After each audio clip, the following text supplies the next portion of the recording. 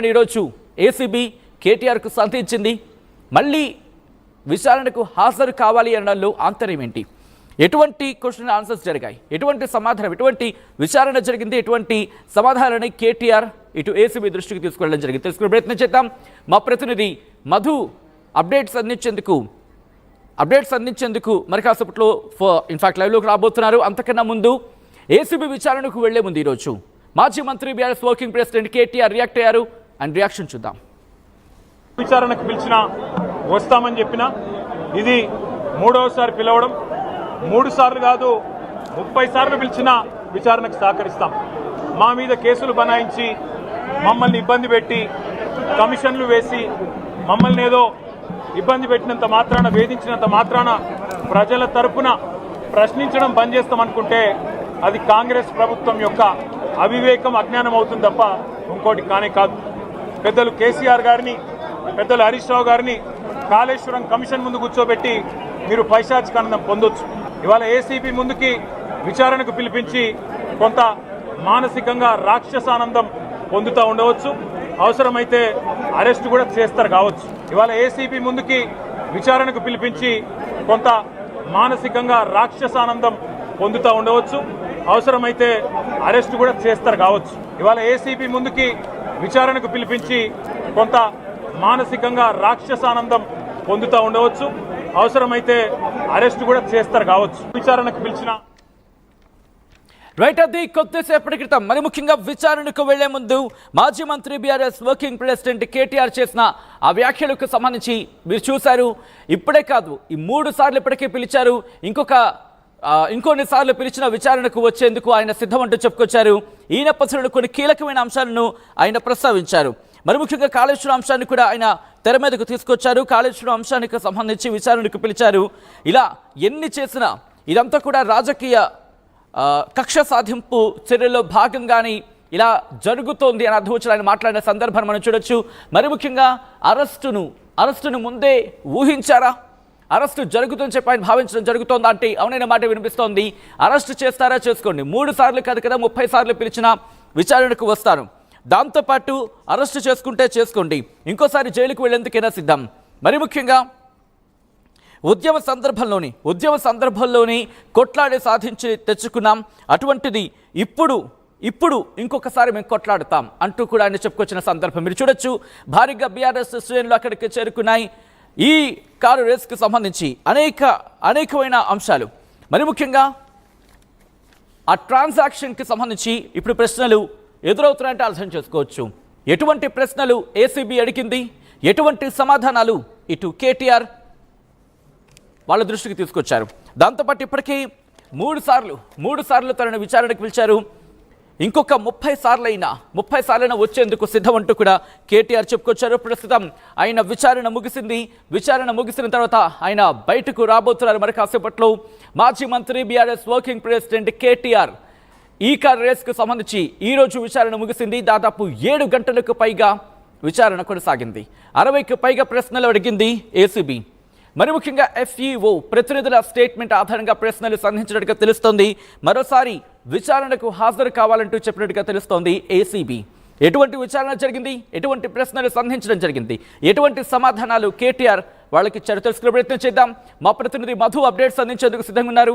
మధు, ఈరోజు ఎటువంటి విచారణ జరిగింది, ఎటువంటి ప్రశ్నలను ఏసీబీ కేటీఆర్కు సంధించింది, ఎటువంటి సమాధానాలు ఇచ్చారు ఆయన?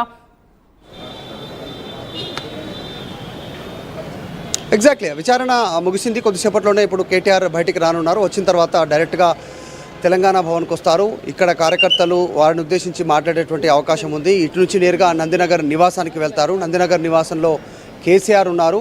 తండ్రితో కూడా భేటీ అవుతారు. విచారణలో ఏ అంశాలు ప్రస్తావనకు వచ్చాయి, ఏ అంశాలు క్వశ్చన్ చేశారు, ఆయనను ఏ సమాధానాలు చెప్పారు, వీటన్నిటిని ఆయన చెప్పేటువంటి అవకాశం ఉంది. ఆల్రెడీ కేటీఆర్ లీగల్ టీంతోనే లోపలికి వెళ్ళారు. ఆయన వ్యక్తిగత సహాయకులు లీగల్ టీంతో వెళ్ళారు.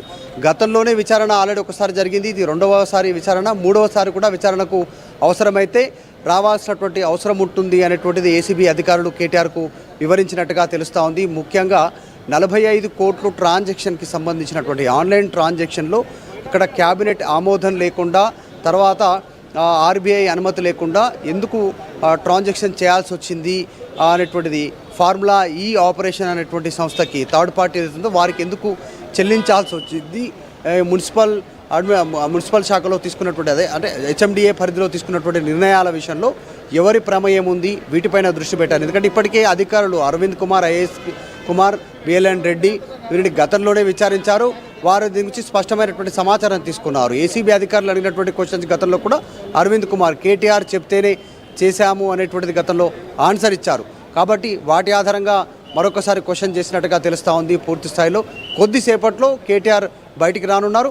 ఏసీబీ అధికారులు ఏ అంశాలు ఆయనను క్వశ్చన్ రూపంలో అడిగారు అనేటువంటిది ఆయన కూడా వివరించేటువంటి అవకాశం ఉంది. ఇంకా బీఆర్ఎస్ పార్టీ శ్రేణులు ఇంకా వెయిట్ చేస్తూ ఉన్నాయి. కేసీఆర్ వస్తారు అనేటువంటిది దాంతో ఉదయం నుంచి 10 గంటల నుంచి ఇప్పటి వరకు సంబంధించిన కీలక నేతలు కూడా అక్కడికి చేరుకున్నట్టుగా తెలుస్తుంది. భారీ సంఖ్యలో వాళ్ళందరూ కూడా బయటను ఉన్నారు.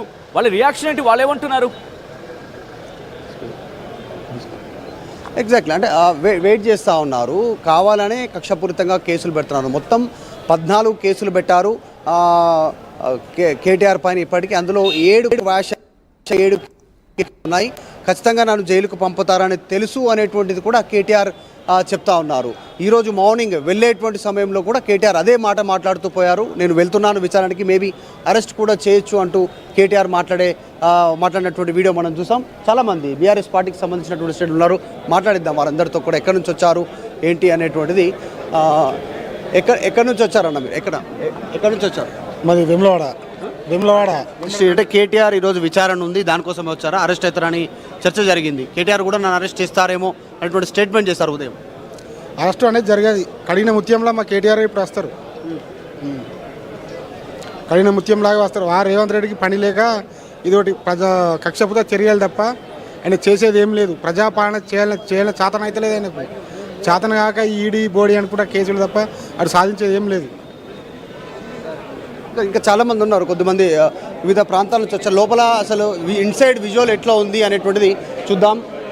బీఆర్ఎస్ పార్టీ ఆఫీస్ ముందు, తర్వాత లోపల హాల్లో కూడా పెద్ద ఎత్తున వచ్చారు. కొద్దిసేపట్లో కేటీఆర్ కూడా ఇక్కడికి రీచ్ అవుతారు. వీరందరితో మాట్లాడేటువంటి అవకాశం ఉంది. కొద్దిమందితో మాట్లాడడం.